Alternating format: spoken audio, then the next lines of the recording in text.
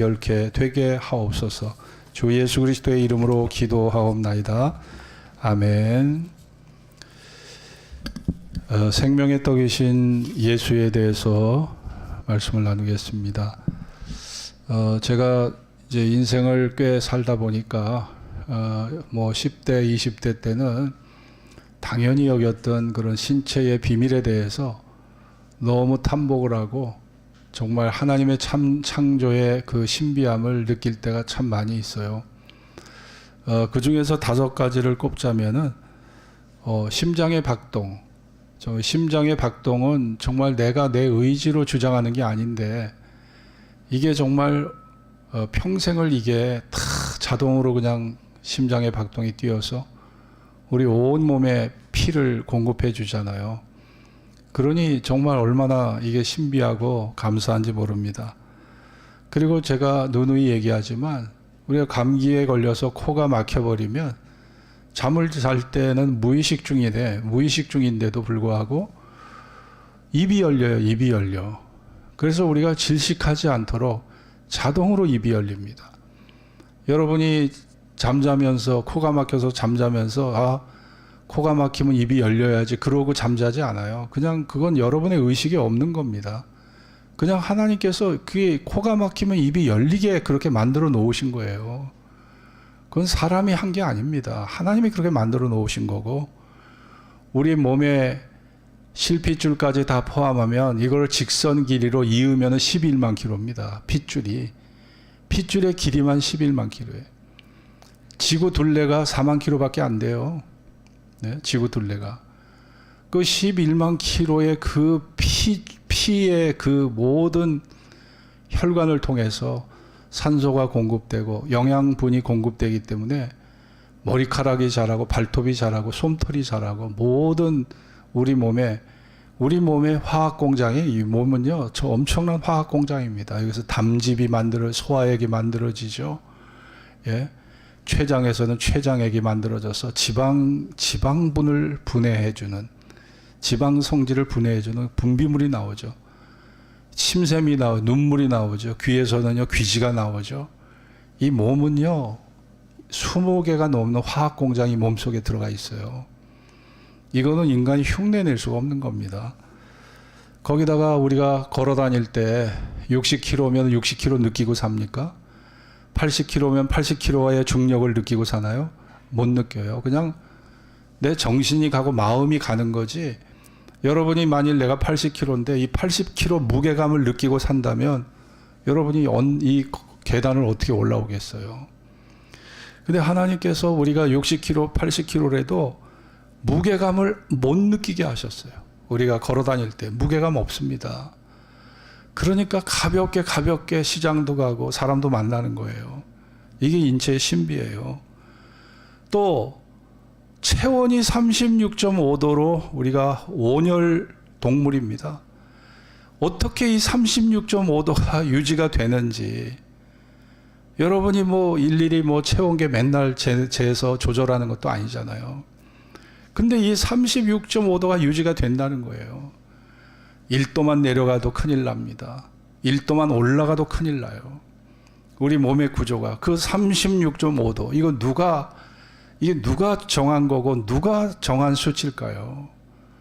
이거는 뭐 사람이 정한 게 아니에요. 하나님이 그렇게 만들어 놓으신 거예요.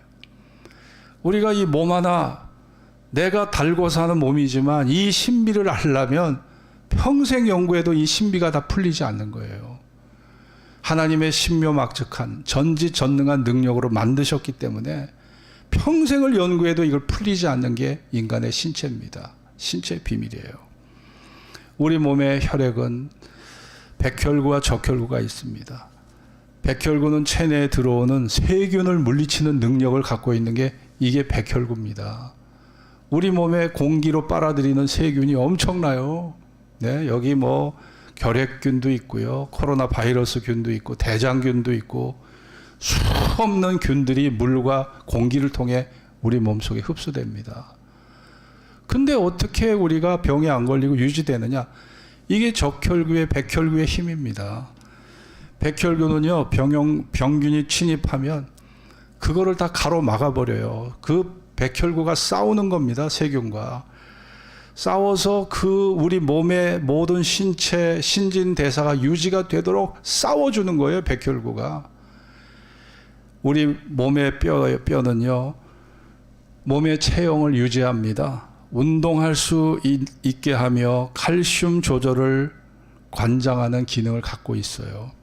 뼈의 내부는 뼈보다 더 촘촘하고 부드러운 골수라는 조직이 있습니다. 여기에서 백혈구가, 적혈구가, 혈소판이 여기서 만들어지는 거예요. 인체의 신비는 평생을 연구해도 알 수가 없어요. 백혈병이란 뭐예요? 혈액세포에 발생하는 암입니다. 비정상적인 혈액세포가 과도하게 증식되면 이게 백혈병이 되는 거예요.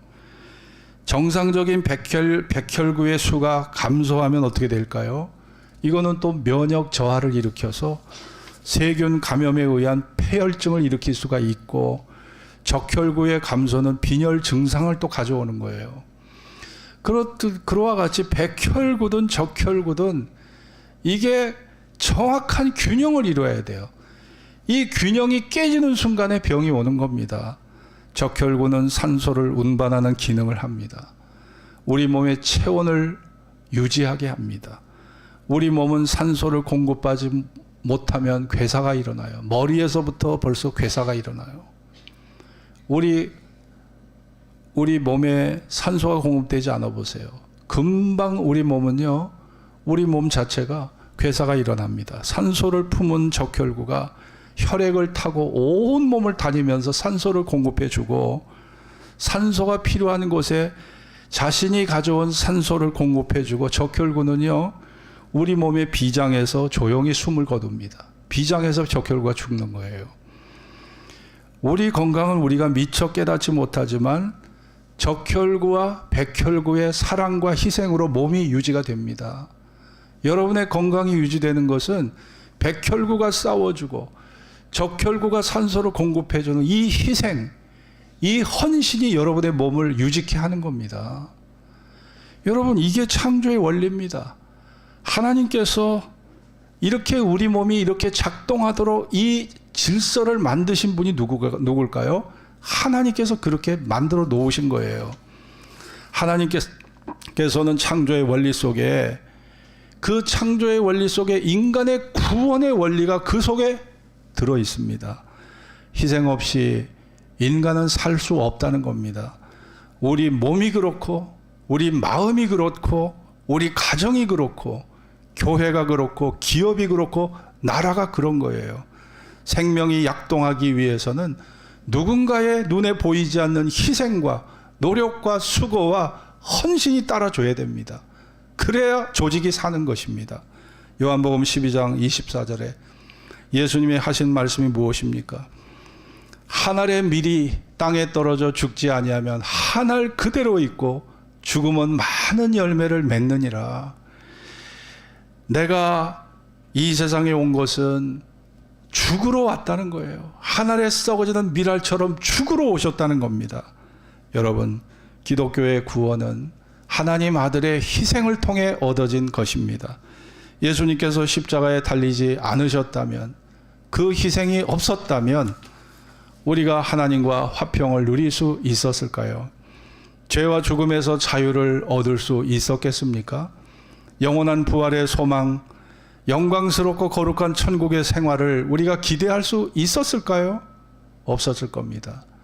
아들의 희생으로 우리는 엄청난 영광과 엄청난 선물을 하나님으로부터 받은 사람들입니다. 부르의 명작 배너를 쓴 루 월레스라는 사람이 있습니다. 이 배너라는 이 소설이 1959년 윌리엄 와일러 감독에 의해서 영화화됐고 1960년 32회 미국 아카데미 시상식에서 무려 11개 부분에서 상을 탔어요. 전무후무한 최고의 명작이 된 거죠. 영화 배너는 루 월레스에 의해 1880년에 그렇게 만든 소설에서 그렇게 출발한 영화입니다. 배너의 작가 루 월레스는 미국의 작가요, 군인이요, 법률가요, 정치가였어요. 그리고 원래 대대로 믿었던 감리교 집안의 신자였습니다. 인디애나주 브룩빌에서 태어났는데 학창 시절부터 시와 짧은 소설을 쓰는 것이 그의 취미였습니다.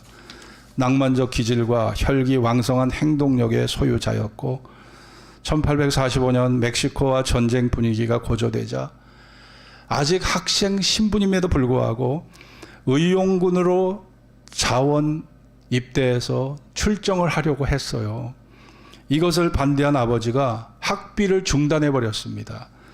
그러자 그는 16 나이에 자립하여 지방신문의 기자로 일을 했고 30살에 주의회 의원이 되었고 1861년도에는 남북전쟁 시에 인디애나주 연대장으로 출정해서 도넬슨 전투에서 승리를 거두기도 합니다. 아주 다방면의 재주가 있었던 사람이 루 월레스였습니다. 전쟁이 끝난 후 그는 변호사로 일을 하며 글을 쓰기 시작해서 1873년에 역사소설 아름다운 신 이것을 출간을 했습니다.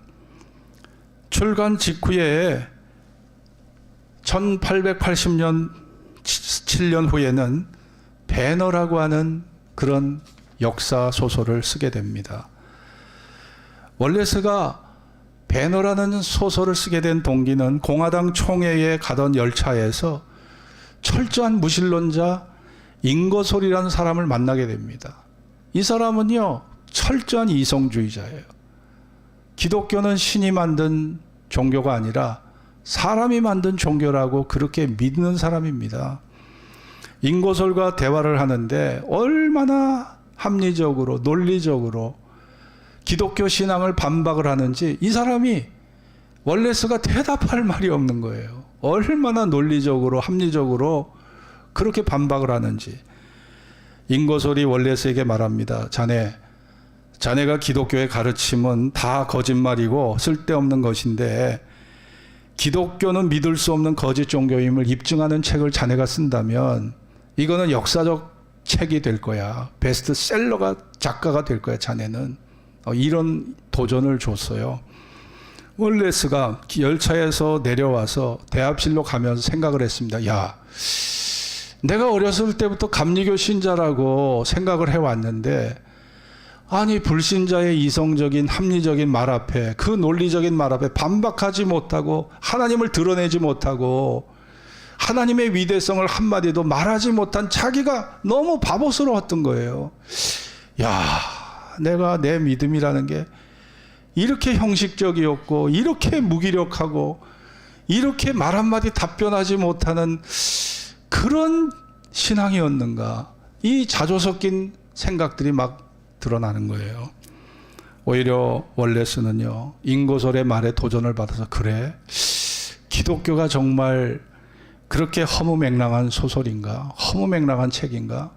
내가 한번 기독교에 대해서 좀 더 깊이 파고 한번 연구를 해보자. 5년 동안 연구를 했어요. 자료를 모으고 온갖 그런 곳을 찾아다니면서 성경에 관련된 그 모든 지식을 모으기 시작했습니다. 그는 이 성경에서 모순된 점을, 잘못된 점을 찾으려고 혈안이 되어서 성경을 철두철미하게 파헤쳐 들어갔어요. 그렇지만 그가 읽으면 읽을수록 크게 자신에게 감동이 되고 거짓이 없는 진실한 말씀들이 그의 마음에 큰 은혜가 되었던 거죠. 그래서 그가 성경을 파헤치면서 인거솔의 말에 도전을 받아서 정말 하나님은 없고 기독교는 잘못된 종교라는 그런 책을 쓸 뻔했던 이 월레스가 성령의 감동으로 오히려 자기가 변화되어서 벤허라고 하는 글을 소설을 쓰게 된 것입니다. 무신론자 인거솔의 말이 도전이 되어서 오히려 그가 참된 신앙으로 다시 회귀하는 그런 놀라운 반전이 있었던 것입니다. 그는 성경을 연구하면서 예수를 부정하려고 하면 할수록 양심이 그에게 그런 말을 해주는 거예요. 아니야. 예수는 하나님의 아들이시고 성경은 진리야. 이 말이 마음에 솟구쳐 오는 거예요. 부정할 수가 없는 거죠. 월레스는 하나님 말씀 앞에 결국은 무릎을 꿇었습니다. 하나님, 당신은 나의 주십니다. 나의 하나님이십니다. 세상이 다 당신을 부정한다고 해도 나는 당신을 부정하지 않겠습니다. 월레스가 그런 고백을 합니다. 인고솔의 도전적인 말로 기독교에 관한 연구를 의구심을 가지고 회의감을 갖고 5년을 했는데 그 끝은 기독교를 비판하는 것이 아니라 오히려 예수께 오히려 더 깊은 신심을 갖게 되는, 신앙심을 갖게 되는 오히려 동기가 되었고, 그 결과물이 바로 벤허라고 하는 소설이었다는 것입니다. 사랑하는 성도 여러분, 예수님께서 하나님의 아들이 아니시라면 여러분의 오늘 교회를 찾아온 여러분의 발걸음은 헛된 발걸음이 될 것입니다. 기독교의 신앙, 기독교의 성경은 다 허구요, 거짓이요, 이게 사람이 지어낸 소설이라면 이거를 믿고 이거를 전하는 사람들은 다 바보들이에요. 바보들이고 인생을 헛사는 사람들입니다. 그렇지 않습니까? 그러나 예수님은 역사적으로 십자가에서 죽으셨어요. 3일 만에 살아나셨어요. 그리고 40일 동안 제자들과 같이 계시다가 40일 후에 승천하셨습니다. 만일 예수님이 십자가에서 죽으시고 부활하지 않으셨다면 우리가 예수를 하나님의 아들로 인정할 수 있겠습니까? 그분을 메시아로 받아들일 수 있었겠냐고요? 없을 겁니다. 자, 우리 33절 같이 읽읍시다. 하나님의 떡은 시작. 하나님의 떡은 하늘에서 내려 세상에게 생명을 주는 것이니라. 자, 하나님의 떡은 하늘에서 내려 세상에게 생명을 주는 것이니라. 하늘에서 내려오셔서 생명의 떡이 되어주신 예수님은 바로 우리에게 생명을 준다고 하셨어요. 생명. 이 생명이라는 것은 헬라말로 생명이 두 가지의 의미, 두 개의 단어가 쓰여져요. 비오스라는 말입니다. 비오스는 육체적 생명입니다. 육체적 생명을 나타낼 땐 비오스. 우리나라는 그냥 생명이 하나잖아요. 그런데 헬라어에서는 비오스는 육체적 생명이에요. 또 하나 생명이 있어요. 조에가 있습니다. 조에. 이 조에라고 하는 것은 이거는 영원한 생명, 영혼의 생명을 말합니다. 예수님이 너희에게 생명을 주기 위해서 내가 왔다. 내가 하나님의 떡은 하늘에서 내려 세상에게 생명을 주는 것이라. 이 생명은 육체적 생명이 아닙니다. 이것은 영혼의 생명이고 영원한 생명이에요. 이 영원한 생명을 주겠다는 겁니다. 조회를 주겠다는 거예요. 조회. 비오스가 아닙니다. 조회를 주겠다는 거예요. 비오스는 육체적 목숨을 가리키지만 조회는 영적 생명을 가리키는 겁니다. 그래서 우리가 조회라는 것은 하나님과 교제할 때 생명 되시는 그분과 교제할 때 마음의 평안을 얻습니다. 마음의 위로를 받습니다. 그 마음이 기쁨과 소망을 얻게 됩니다. 이게 바로 조회입니다. 하나님의 영적 생명이 내 안에 있기 때문에 하나님과 교제할 때 이 영혼의 생명이 살아나는 거예요. 그리고 이 생명이 이 땅을 떠나면서 영원한 하나님 나라의 영광에 들어가게 되는 부활의 생명을 얻게 하는 겁니다. 그래서 예수님은 내가 너에게 조회를 주겠다는 거예요. 영원한 생명을 주겠다는 겁니다. 이 말씀은 언제 하셨습니까? 이 말씀 오병이어의 기적을 베푸신 후에 하셨어요. 오병이어의 기적으로 떡 5덩어리와 물고기 2마리를 갖고 5,000명이 먹었습니다. 사람들은 먹고 배불렀어요. 야, 예수님 저분을 모시고 왕으로 삼으면 식량 문제는 문제가 없겠다. 먹고 사는 문제는 저분이 다 책임져 줄 수 있을 거야. 예수님을 억지로 잡아 임금을 삼으려고 했던 거죠. 그때 예수님이 하신 말씀이 바로 6장 63절의 말씀인데 같이 읽읍시다. 시작. 살리는 것은 영이니 육은 무익하니라. 내가 너희에게 이른 말이 영이요 생명이라. 자, 오병이어의 떡을 먹고 배불러서 너희가 그 썩을 양식에 기준을 두지 말라는 거예요. 내가 너희에게 주려고 하는 건 썩을 양식이 아니다. 육체적 생명을 위한 비오스를 위한 양식이 아니라는 거예요. 영원한 생명, 우리가 하나님과 관계를 맺고 살아갈 수 있는 영원한 생명, 조회를 너에게 주겠다는 거예요. 조회를 주겠다는 거지 비오스가 아니라는 겁니다. 여러분들이 세계적인 팝 가수 마이클 잭슨을 기억하시나요? 그가 살아있을 때 전 세계에 있는 젊은이들의 우상이었어요. 마이클 잭슨. 네, 흑인 가수 기억하시죠? 그가 가수로 활동한 20년 동안 그는 모든 인기와 부귀와 권세와 영광을 누리며 살았던 그런 사람이었습니다. 그런데 그는 삶에 대한 애착이 지나칠 정도로 많았다고 그래요. 스스로가 나는 150세까지 살 거야. 나 150살까지 살 거야. 제 주변에서 100세까지 산다는 사람은 꽤 있어요. 그런데 150세까지 산다는 사람 아직 못 들어봤거든요. 근데 마이클 잭슨이 자기 150세까지 산다고 그렇게 노래를 하고 다녔대요. 그래서 지나칠 정도로 위생을 철저하게 그렇게 신경을 쓰다 보니까 1900년대 그때도 마스크를 쓰고 다녔대요. 마스크 쓰고 다니고 담배를 피우다가 우리가 실수로 카펫에 담배를 떨어뜨리잖아요. 그 카펫에 떨어뜨린 담배 절대 세균이 감염될까 봐 절대 다시 물지 않았답니다. 얼마나 이 사람이 결벽증이 있었던지 실내에서나 실외에서나 사람들하고 악수하고 뭐 이렇게 서로 만나고 하면 그냥 수시로 그냥 손을 닦았대요. 수시로 손을 닦고 하루에 수십 번씩 손을 닦고 비누가 한 달에 몇십 장씩 나갈 정도로 비누가 그렇게 소모가 됐다는 거죠. 그리고 젊어지기 위해서 어린아이들하고 놀았대요. 어린아이들에게 천진난만한 그 속에서 놀면서 자기 마음이 늙지 않도록 그렇게 어린아이들하고 개구장이 장난을 치면서 놀았다는 거죠.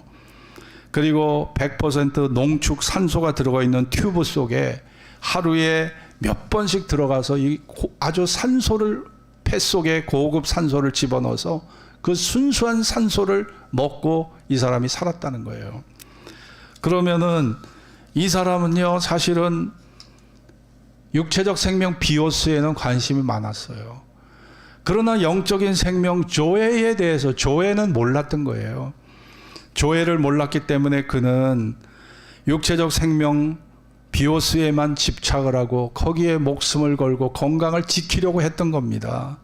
그러나 그렇게 건강에 조심하고 최선을 다했던 그 마이클 잭슨도 2009년 6월 25일 52세의 일기로 안타깝게 너무나 젊은 중년의 나이에 세상을 뜨고 말았습니다. 여러분, 우리가 비오스, 육체적 건강만 신경을 쓴다면 죽음에 대해서 죽음이 왔을 때 거기에 대한 우리가 대책을 세울 수가 없어요. 결국은 그 결말은 절망입니다. 그러나 여러분이 조회, 영혼의 생명, 영원한 생명에 관심을 갖고 여러분이 하나님 앞에 나아간다면 육체적 죽음이 온다 할지라도 여러분은 또 다른 세계, 죽음 저 건너편 하나님이 나를 위해 예비한 그 나라를 바라보고 여러분은 소망을 가지고 살게 될 겁니다. 이것이 주님이 우리에게 주시고자 했던 은혜인 것입니다.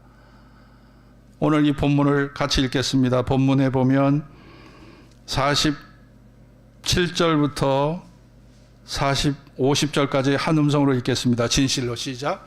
진실로 진실로 너에게 이르노니 믿는 자는 영생을 가졌나니 내가 곧 생명의 떡이로라. 너희 조상들은 광야에서 만나를 먹어서도 죽었거니와 이는 하늘로서 내려오는 떡이니 사람으로 하여금 먹고 죽지 아니하게 하는 것이니라. 이스라엘의 조상들 출애굽한 유대인들이 60만 명입니다. 부녀자를 합치면요, 잡족을 다 더하면 보통 성경학자들이 200만으로 보고 있어요. 200만이 출애굽을 했어요. 그리고요, 광야 40년 생활하면서 하나님께서 하루도 빠짐없이 만나를 내려주셨습니다. 가나안에 들어가서 밀수확을 할 때까지 계속 만나가 하루도 그치지 않고 내려온 거예요. 그걸 먹고 살았어요.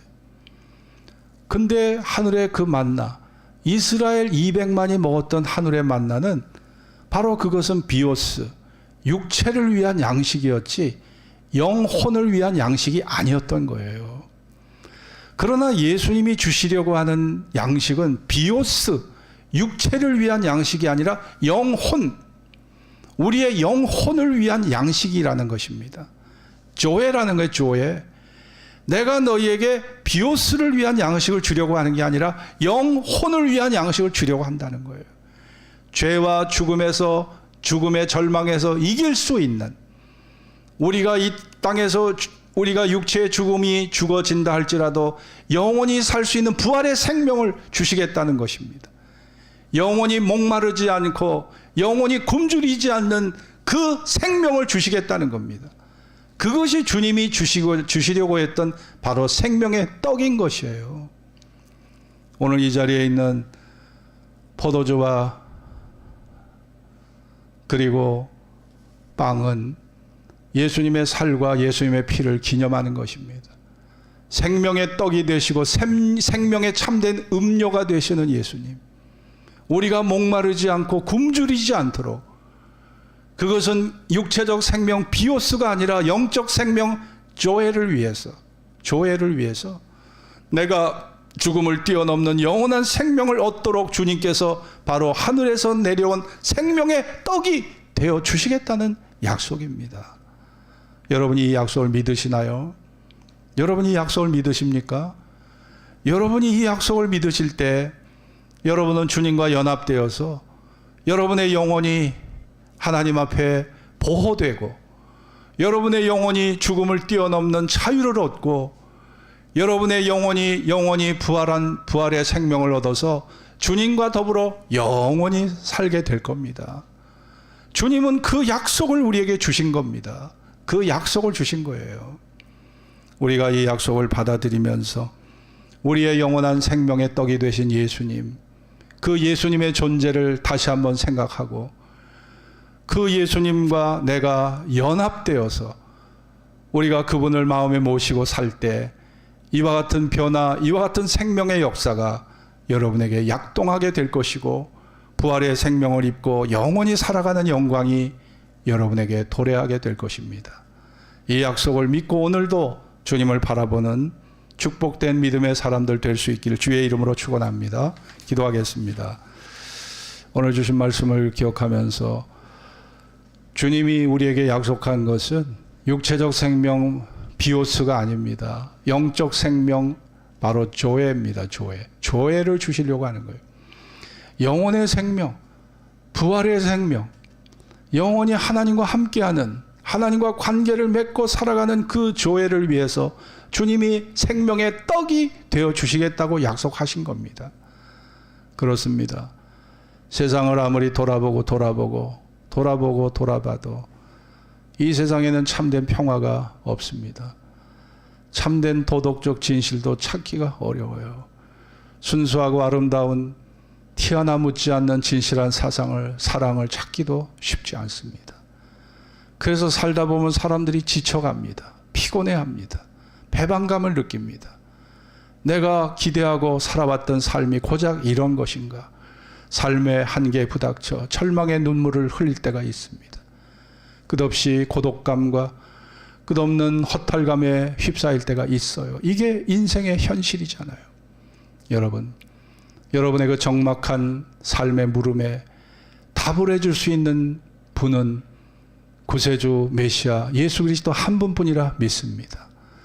육체적 비오스의 생명이 아니라 영적 생명 조회를 우리에게 주시는, 그리하여 영원히 부활의 생명을 입고 살게 하시고 우리에게 자유와 안식과 영생의 기쁨과 영광을 주시는 그분만이 여러분에게 진정한 희망이 될 것을 믿습니다. 오늘 성찬의 떡과 잔에 참여하기 전에 다시 한번 예수님을, 십자가의 나를 위하여 못 박히신 예수님을 생각하면서 하나님 앞에 기도하고 우리의 죄를 다 이 시간 고백하고 정결한 마음으로 성찬의 떡과 잔에 참여하는 이 시간 되길 바랍니다. 다 같이 기도하겠습니다. 할렐루야.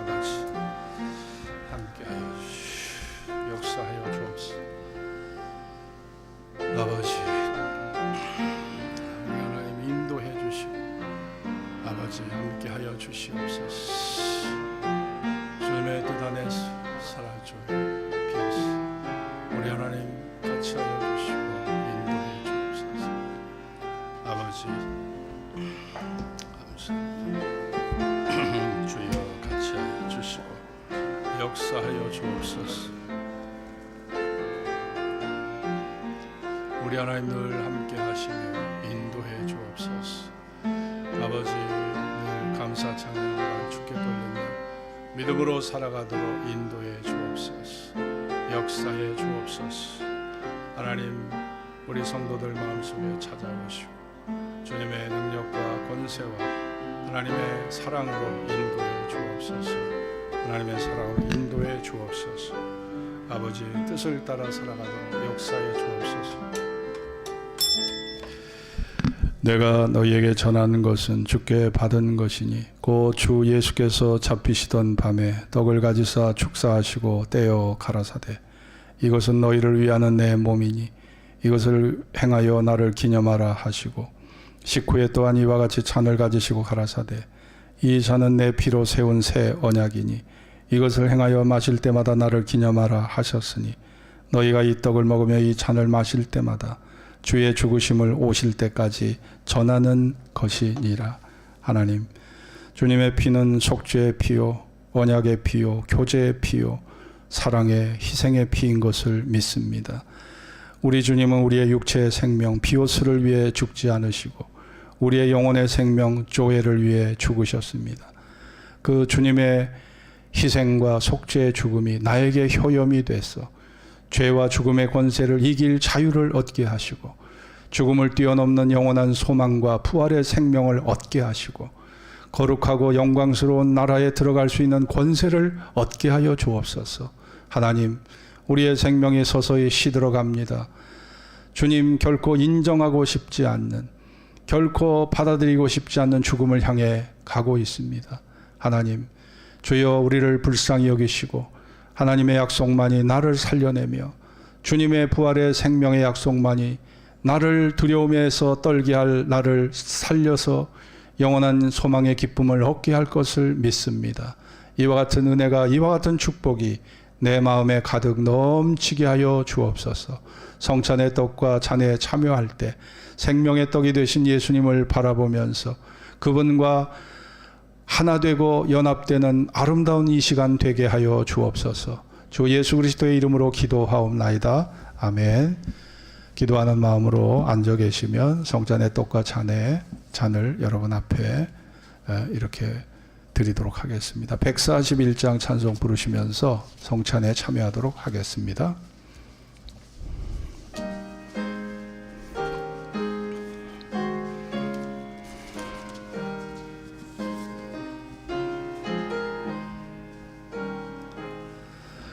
웬 말인가 날 위하여 주 돌아가셨나 이 벌레가 든 날 위해 은혜 받으셨나 내 지은 죄 다 지시고 못 박히셨으니 웬일인가 웬 은혜인가 그 사랑 그셔라 5절 늘으로도 눈물로써 못 갚을 줄 알아 몸 밖에 드릴 것 없어 이 몸 바칩니다. 145장 이어서 부릅니다. 145장입니다.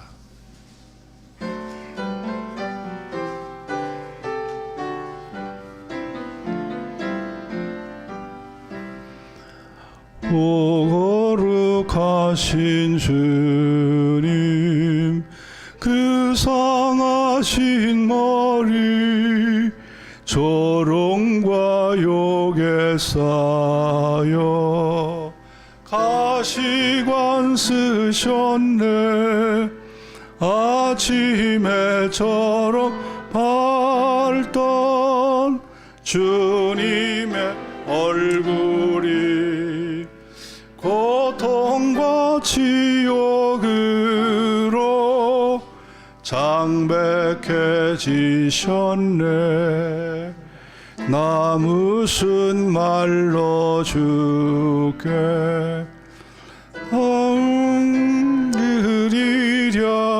3절 끝없는 주의 사랑 한없이 고마워 보잘것 없는 나를 주의 것 삼으사 주님만 사랑하며 나 살게 하소서. 아멘. 135장 부르면서 준비한 헌금을 하나님 앞에 드리도록 하겠습니다. 135장입니다. 1절 4절만 부릅니다.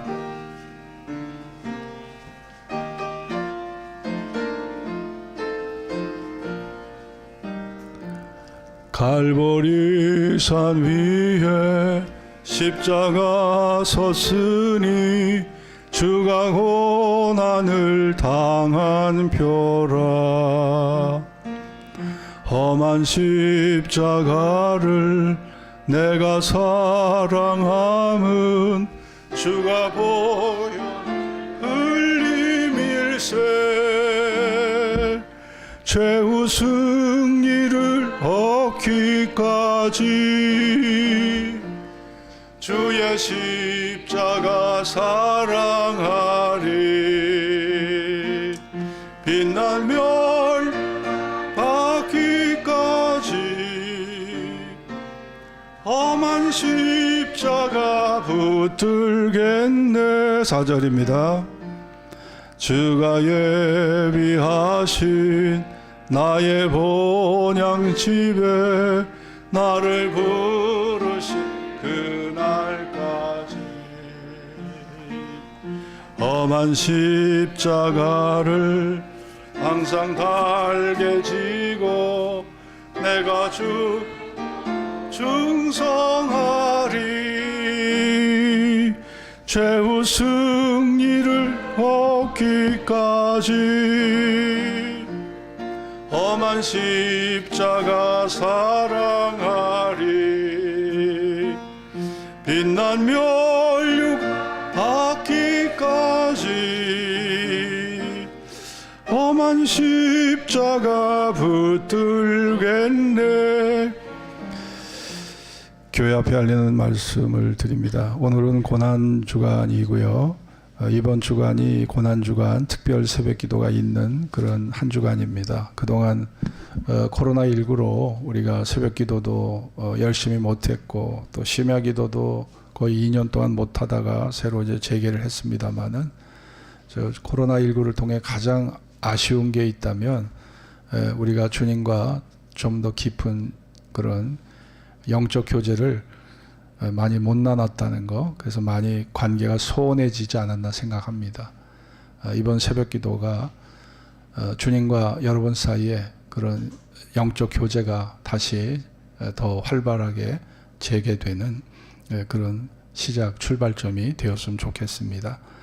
다음 주일은 부활주일입니다.